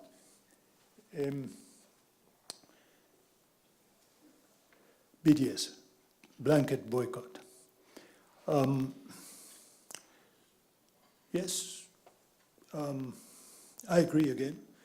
The distinction between individuals and institutions, between those who are complicit and those who are not complicit. To me, the crucial question is the distinction between state and society. Okay, that's the critical distinction that needs to be made. In South Africa, you ultimately got two different movements, the external movement focusing on boycott and the internal movement focusing on building an anti-apartheid coalition, what Tutu ultimately called a rainbow coalition, actively going out to bring in religious groups, youth groups, whatever groups, white, whatever color, okay, into the movement. There was a very clear understanding that you needed to isolate the enemy as much as possible, even if you could win over members of the government, win them over. Okay, so it's a political, not a moral strategy. Okay, my sense is that with the BDS, there is a political. I've read BDS documents. I've talked to BDS people. I mean, I speak out of respect. Okay, out of respect for an initiative, and not out of shunning it, right? It's more of a moral. The political is what I'm interested in. Okay, let's bring the political to the fore.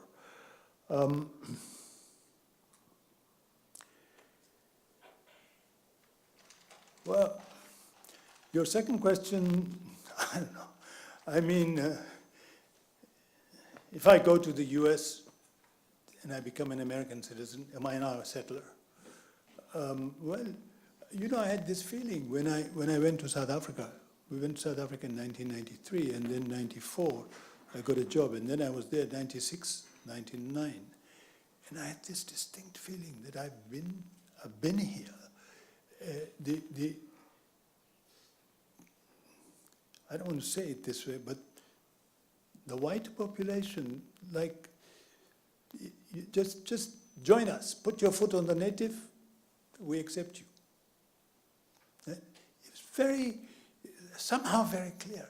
I just wondered how I've come here, and in 1 month, I'm getting more privileges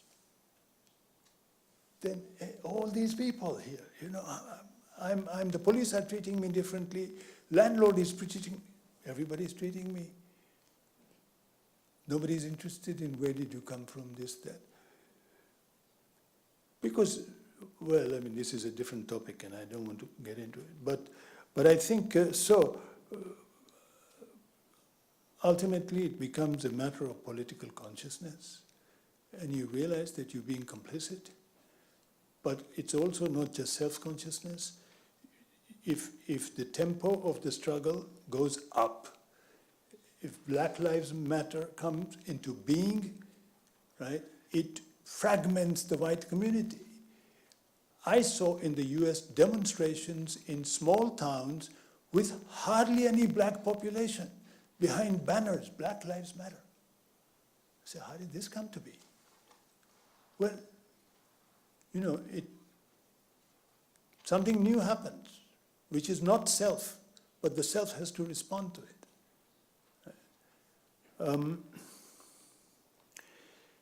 Sudan.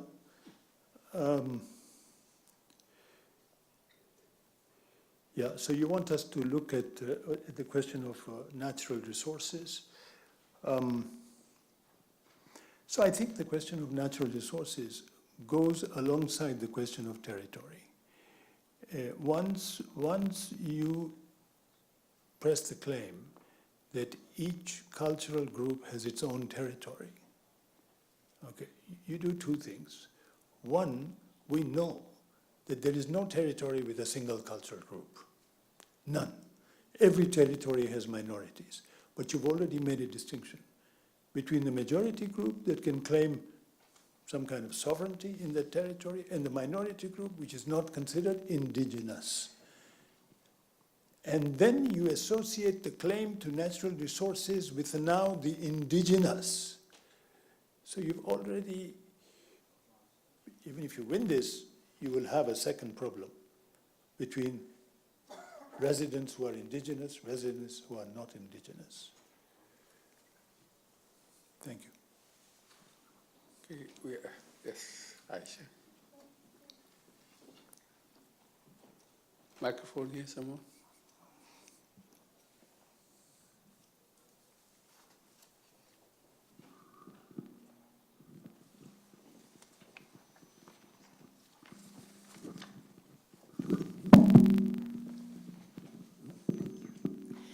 Well, thank you so much for your extremely interesting talk. Oh, intro.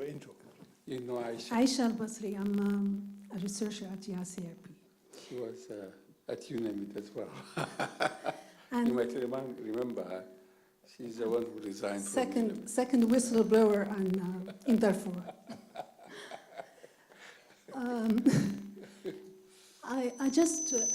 You rightly pointed to the fact that each case you mentioned is unique. And the case of Palestine, Palestinian struggle, is definitely more unique than others. The uniqueness comes from the fact that the Oslo Accord had added another layer of struggle. So in addition to the Palestinian struggle against Zionism, we've been witnessing actually a Palestinian struggle against Palestinians, whether against the PA or the Hamas Authority, but mostly against the PA.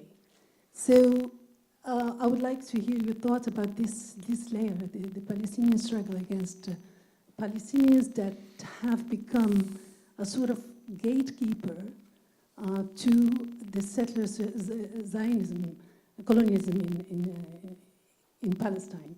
And that can lead us to another thought, which is a rather political move within this context, within this kind of difficult struggle, wouldn't be not easier but more productive to think of an alliance between Palestinians who would like to struggle against the state of Israel, the alliance with the dissenting voices in Israel.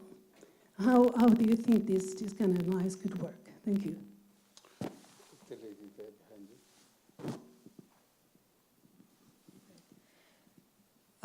you. Rima Majid from the American University of Beirut. Thank you so much for this very thought-provoking talk. I have two questions, and a bit related to the previous one. In trying to think beyond the blanket categorization of whether Israelis or others, I also was thinking about the Palestinian struggle against Zionism, but who struggled really? And in that sense, are we talking about the Palestinians as one big category, or who's able to make this shift beyond identity politics in this struggle? And the example you gave from South Africa and Biko, and the importance of the student movement, the organization with the workers, etc. But also, who does the Israeli state accept or need in terms of exploitation of Palestinian workers, for example?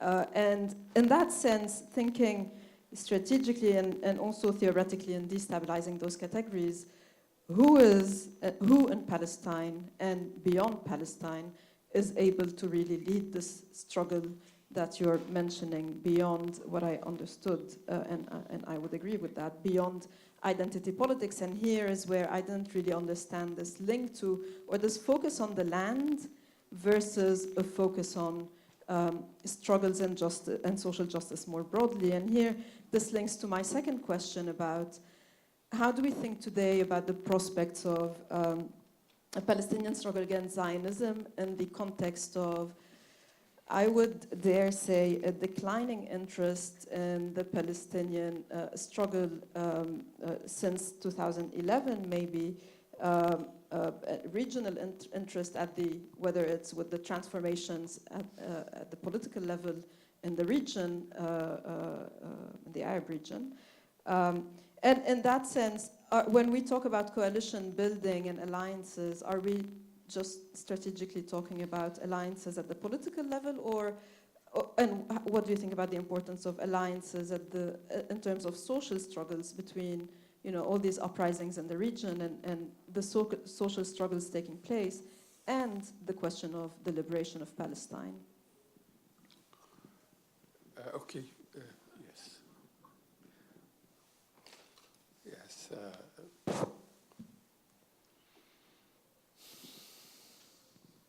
Thank you for this thought-provoking lecture. I'm puzzled by the comparison. Introduction, yeah. Tariq Dana, Doha Institute. So I'm puzzled by the comparison you made with regard to two-state solution, the comparison between the Palestinian case and the native Indian reservation in the US. And the thing is that when it comes to the idea of two states, how the Palestinian thought about it, especially the dominant trend within the PLO, they thought this signing the Oslo Accord would eventually end up in one and two, or in Palestinian sovereign independent state from Israel. For Israel, since the occupation of 1967, it thought that because of the era of international law and decolonization, it would be really difficult to repeat the 1948 scenario of ethnic cleansing, and as such, it could impose a sort of autonomy. But that is completely, it excludes completely the Palestinian from the Israeli system of citizenship. Whereas we see in America, the Native American reservations are still on the American territories and they are subject to American laws, despite the fact that they are federally recognized sovereign entities, but to some extent. Indians also enjoy American citizenship, they pay taxes, and they have also many legal obligations. So I think the comparison here is a bit puzzling. So I would be grateful if you can explain further. Thanks. Thank you, Dr. Mamdani. My name is Hani Awad from the Arab Center. Thank you for thought-provoking lecture. I do think that the basic difference, as I understood, the basic difference between the South African example and the Palestinian one is that the black identity in South Africa never succeeded to become a national identity for the majority of South Africans. Of course, you said that that South Africans chose not to make black identity as national identity, but some would say that simply South Africans or black identity failed to become a national identity. We have now a different case in Palestine. In contrast, Palestinian had been nationalized long before, or relatively long before, Zionists conquered Palestine. So this is the basic difference as I understood. And now, as I understood also from you, that you are now asking Palestinians to just get rid of their nationality, to stop being Palestinians, and you are also asking Jews not to be Zionists as like a way to solve the problem of Palestine-Israel. And my question is simply, is it even possible for people, I'm not saying about intellectuals like you, is it even possible for people just to depart from nationalism? Yeah, I think that we are, this is a final round, so if anybody has a burning question. Okay. Here. So, okay, there's somebody, I think. Thank you, Mahmoud, for a great lecture. I appreciate it. Because you came here to learn, I'd like to add something to the last two speakers, questioners. In follow-up to Hani's remark, I think Israelis can give up and should give up their Zionist identity, and they can maintain a national identity as Israelis. But for Palestinians, I think that there was no case, including the cases you include in your book, Mahmoud, that Palestinians presented a bill in which they give up their Palestinian identity for any part of the Palestinians. Now, whether this, how you want to judge that, and what your views about that is a different story. We can discuss it. But factually, that has never been the case. And I think I wrote to you about that in person, and I just wanted this to be clear to the public. Thank you very much. Okay, can we have the microphone here, please? For Ibrahim.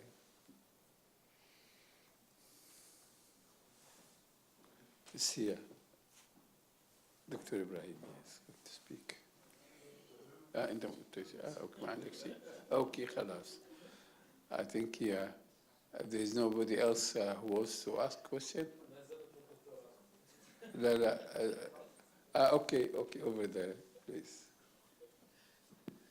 شكرا. Can I speak in Arabic? لا تفضل. Oh, it's okay. Of course. Oh, thank you. خذ شكرا. Yes, okay. Okay, thank you.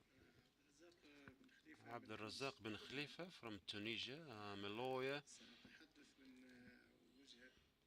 I'd like to perhaps give you the legal perspective. Dr. Mahmoud thankfully talked about the criminal liability of individuals. And he said that individuals are being culpable rather than the states. But I just wanted to clarify this issue.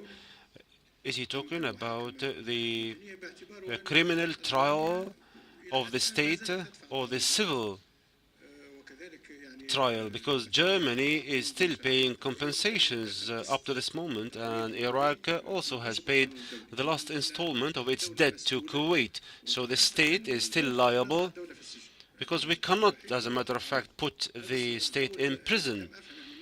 So I just wanted to clarify what Mr. Mahmoud has said when he talked about crimes and the culpability of the individuals rather than the states. Just quickly, another observation. As far as the one-state solution that incorporates the Palestinians and the Israelis has led me to the Soviet model when Joseph Stalin had merged ethnicities under the umbrella of the Soviet Union, and the outcome, as a matter of fact, is clear in the Ukraine and in Georgia. And as you know, Mr. Stalin is a Georgian, and he brought the Russians to Georgia, and we know what took place in South Ossetia and Abkhazia, and he also expelled the Tatar from Crimea, and we had witnessed problems in Crimea. So the attempts of the one-state solution that obliterates ethnicities or controls them is perhaps, since the dissolution of the Soviet Union, has been a failure. And the nowadays Russian war is an example. When we ask the Palestinians to dispense with their identity, and we know that Zionism is a racist form from the perspective of the United Nations, so we can't just ask the Palestinians to dispense with nationalities.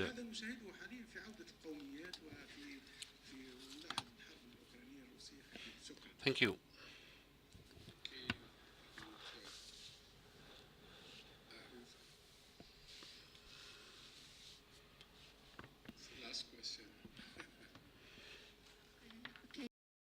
First for this captivating lecture or talk, but I have two questions. First of all, how do you respond to the misperception, or let us say...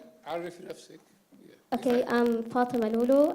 I'm a master's student in Doha Institute, and I'm studying comparative literature. My first question is, how do you respond to the misperception, or let us say the narrative that aims to equate the Palestinian nationalism with Zionism, and the latter use of religion to seek the political ends?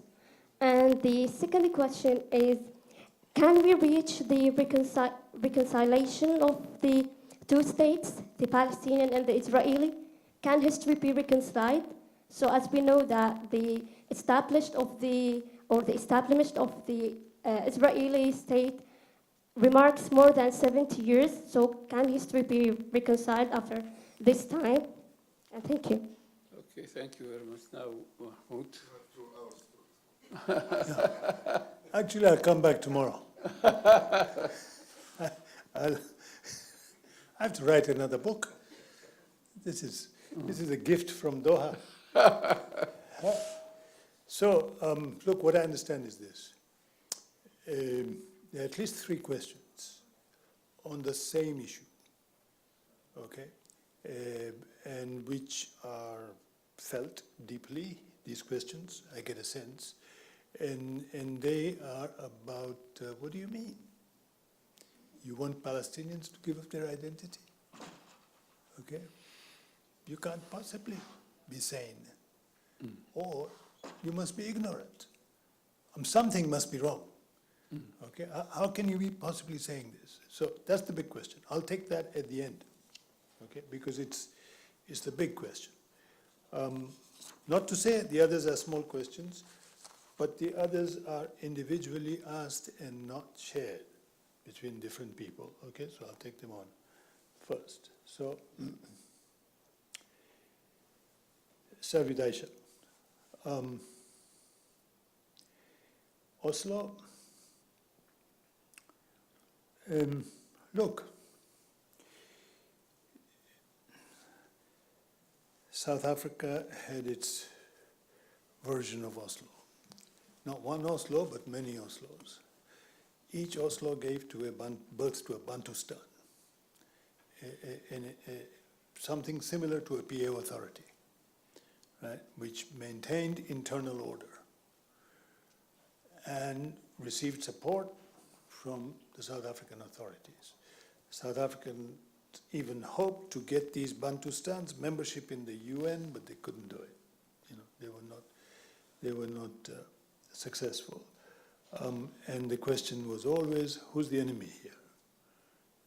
Is it the Bantustan Authority? Is it the South Africans? Who is it? What are we fighting for? Are we fighting for a South African citizenship? instead of a Bantustan citizenship, okay, because South African citizenship seemed to bring with it some modicum of rights, even though you were racially discriminated against, but some measure of rule of law. Here it was completely arbitrary. But there was I'm not saying it's the same, but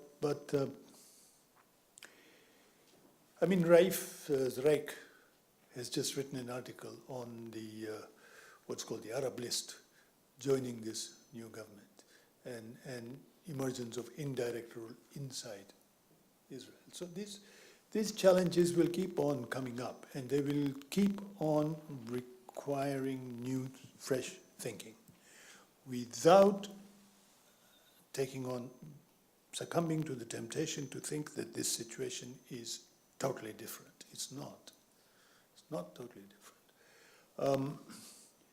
So the alliance I'm talking about, I mean, I'm not looking at the whole world, and I'm just saying that the South African lesson is it is very important to do alliance building inside, within the territory of the Zionist state, within the society that is framed by Zionist state. It's very important. I mean, after all, the contribution of Balad was to dirty its hands, to say politics is important. Okay, let's go beyond the moral conviction where the whole world agrees with us. We've been done an injustice, but now the political challenge. Let's take that on.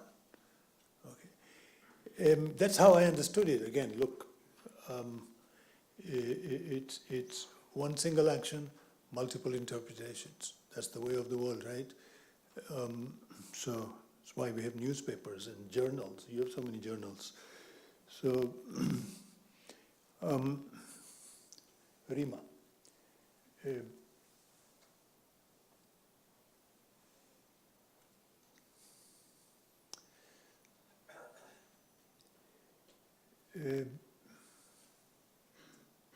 Again, I think there are questions about what do I mean by alliance building.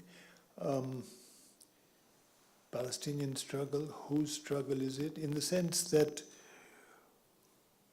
well, look, there's always been this tension, this claim to be, we are the single spokesperson, right? The sole legitimate representative of the Palestinian struggle. That's been there, right? And then there are multiplicity. The struggle is diverse. There are different ways of struggling, different views, etc. So that tension, I think it goes on. And when are you crossing the line to giving up the struggle as opposed to just a different manifestation of an ongoing struggle? That's also there. I think the interesting question you ask, Rima, is land versus social justice. Okay. And of course, there's a difference between the two, because you see, the struggle for social justice is generalizable. I can demand social justice for us on this side of the room without implying at all that you don't deserve social justice. Okay, but land, if we claim land, then where are you? If Native Americans claimed today that continental North America is their land, which it was before 1492, right? But obviously they can't claim it today because history intervenes. There is a population, most of which cannot claim indigeneity on that piece of land.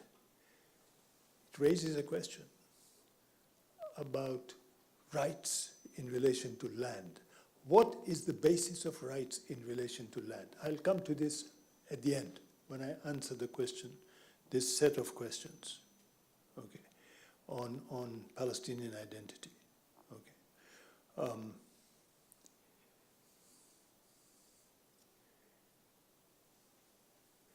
A friend from Doha Institute, the two-state solution. was the dominant trend in the PLO.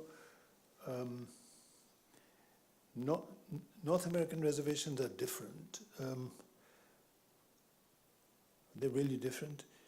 The North American reservation, those who live in the reservations are still wards of Congress. They don't have constitutional rights. Okay, they're still wards of Congress. They may have American passports, but they are ruled by a federal agency. They're governed by a federal agency. They're not part of the civil society of the U.S. They are physically located inside the U.S. Well, Lesotho is physically inside South Africa, but it's a separate state, you know. And legally,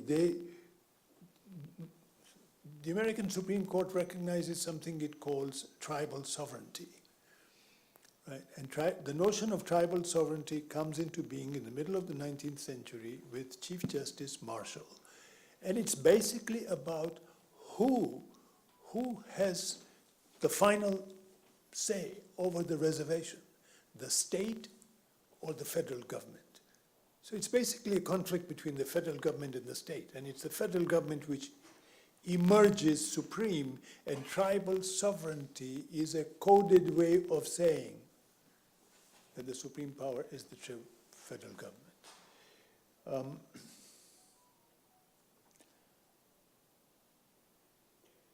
Now I come to these you say black with Awal and Rohana. Is it Rohana? Yes, Nadine. Yeah. Huh? Yeah. And my good friend Rohana, yes. So I'm glad you began by acknowledging that I came here to learn. I did. And this is part of the learning process for me, which is you want to learn, you got to contribute something. Here's my contribution. So look, first of all, this is not to Rohana, but this is to Awal. I would not put it that way. Black identity failed to become a national identity. I'll tell you why I wouldn't put it that way. Because, you know, if you said it to a South Africans will say, I belong to the Zulu nation. Okay, I belong to the Zulu nation. We've been around for thousands of years. I belong to the Xhosa nation. We've been around for. So who is a nation? Who is a tribe? Why are 6 million Swedes a nation? And 45 million Hausas a tribe? Good. Racism, colonialism, what? Language? So I wouldn't say blacks did not become a nation. No. But the question is important. I'm not dismissing the question. The question is important.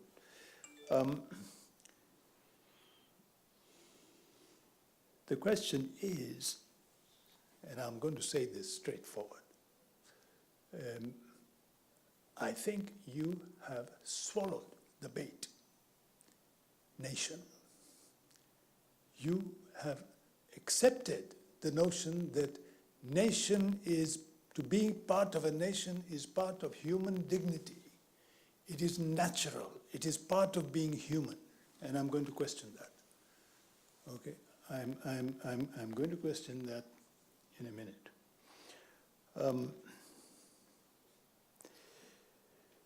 So, I don't interpret Azmi Bishara's second bill as saying that Palestinians will give up their national identity. Okay? Or let me rephrase it, that Palestinians will give up Palestinian identity. We can then debate national identity. I don't interpret it as such. How I interpret it is saying that we do not think Israel should be a nation state of any nation, because there are two nations living on this territory: the Jewish nation and the Palestinian nation. What's the way forward? The first bill thought that the way forward was to acknowledge that the Jewish nation is the majority nation, and the Palestinian nation should have minority rights within that. The second bill gives it up, rightly so. Now, my understanding of the second bill is it says it should be a state of all citizens. Palestinians can remain Palestinians, and Jews can remain Jews. You can be a Palestinian anywhere. You can be a Palestinian in Doha, you can be a Palestinian in the US, in New York City, anywhere, right? Let's not mix culture and politics. Cultural is diasporic. Culture has nothing to do with national boundaries. By national boundaries, now we are talking of state boundaries, right? State boundaries, sovereignty, that's about politics. So, who should be sovereign if we don't give up politics? Who should be sovereign in a territory? This is a big struggle in South Africa. Right? In 1955, the African National Congress came up with a charter they called Freedom Charter. It's a very important proclamation in that charter, which says South Africa belongs to all those who live in it. It doesn't say South Africa belongs to South Africans. It doesn't say South Africa belongs to black people. It doesn't say South Africa belongs to Xhosas and Zulus and Shonas and a whole list of tribal identities. It just says South Africa belongs to all those who live in it. In 1994, when South Africa became, I think of it as independence, and there was an election where Mandela became the president. The big question in the election was, who shall have the right to vote? There were two positions. One position said, only South Africans can vote in this election. And who is a South African? You have to be born in South Africa, of parents born in South Africa, whatever. But only South Africans have the right to vote in this election. The other position said, no, whoever lives in South Africa has a right to vote. What was at stake? At stake was the fact that there were millions and millions of migrant laborers from Malawi, from Swaziland, from Botswana, from Rhodesia at the time, from Lesotho, all over the place, who had been at the forefront of organizing the trade union movement of the 1970s, FOSATU, and then the 80s, COSATU. Would they have the right to vote or not? They won the right to vote. They voted in the 1994 election. The outcome of the election was a united front government whereby Inkatha Freedom Party and Chief Gatsha Buthelezi took the Ministry of Internal Affairs. And from the time they took the Ministry of Internal Affairs, they began to pass administrative regulations, disenfranchising those not born in South Africa, but who had migrated and become laborers. Mobilizing the population, the black population, to say that the reason you are not getting the fruits of independence is because they're being stolen by these migrants who have no right to it. What is called xenophobic violence in South Africa began almost immediately after 1994. Sporadic events. Now, here's the interesting thing. The xenophobic violence in South Africa is not aimed against whites. It's aimed against blacks who are seen to be foreigners, because the 1994 settlement in South Africa deracialized the South African state. It did not detribalize it. It did not dismantle the various tribal governments. It kept up the fiction that Africans are by nature tribal. Palestinians are by nature national. Yes? No difference. Right? Just the claim that a particular political consciousness and a particular political identity is not historical, never mind the depth of that history. But when you say it's not historical, you are saying it's not subject to change. I think we should probably conclude somehow. Sorry. 2 minutes to conclude. Hey, you provoke me and then you say 2 minutes. It's the problem with the person who asks the question sets the rules. Can't do that. Okay. Okay, but the point is made. Okay, my point is tribalism is the same thing as nationalism. Okay. Who has rights in a sovereign territory? Citizens? I think no.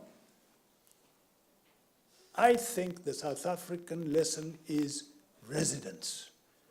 If you work there, if you pay your taxes there, you should have rights. It does not matter where you were born, where you came from. It doesn't matter what your culture is.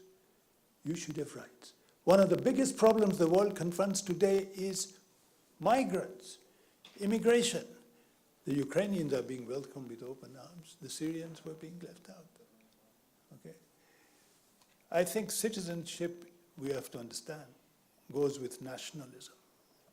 It's time to junk it and think of rights of residence.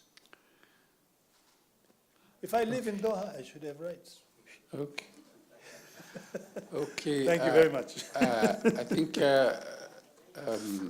Dr. Amal wants to make an announcement before, while I'm thanking Kingo. You can speak in the microphone. Microphone. Okay. No, I just had a comment actually. On, you did? Yeah, make it. Okay. Yeah, sorry. And then I can make an announcement. Yes. Okay. Dr. Reem Majid, nice to meet you in person for the first time. You commented on the title and especially the part, the Palestinian struggle against Zionism, and I wanted to comment on that part. One of the most fascinating experiences being here after a long career in North America is the translation issue. Translating literally and conceptually. So as we were working on the title of the symposium, we received the suggestion that this is الصراع الفلسطيني الصهيوني وكانت the Palestinian Zionist struggle. And then it struck us, it's not the Palestinian Zionist struggle, لأنه you're treating them as equals here, especially when you struggle. And this is when I paid attention. I'm used to the Arab-Palestinian conflict or the Palestinian-Israeli conflict. And, it just passed through, right? This time, when we used struggle, we thought there was something wrong. And that's why we changed the translation. We shifted to the Palestinian struggle against Zionism. And then you can deconstruct that part by itself instead of the Palestinian Zionist struggle or conflict. That's my comment. Do you want to say anything before I? You make your No, I just I just wanted to thank everybody. Thank you, Dr. Mahmood Mamdani. Thank you, Dr. Abdelwahab. Thank you, the Umran team and the DI team. Tomorrow we start at 11. At 11? Yes. And the opening lecture will be by Dr. Nadim Rouhana. Thank you very much. Going to be in this room or the other one? When matters, I can't remember. Okay, طيب. The other room? The other room, yes. Now I take this opportunity to thank my good friend Mahmoud, and for very interesting, as I gave him lots of time. And he deserves it, because he's always thought-provoking. Sometimes you want to beat him up, but you always like to listen to him. Thank you.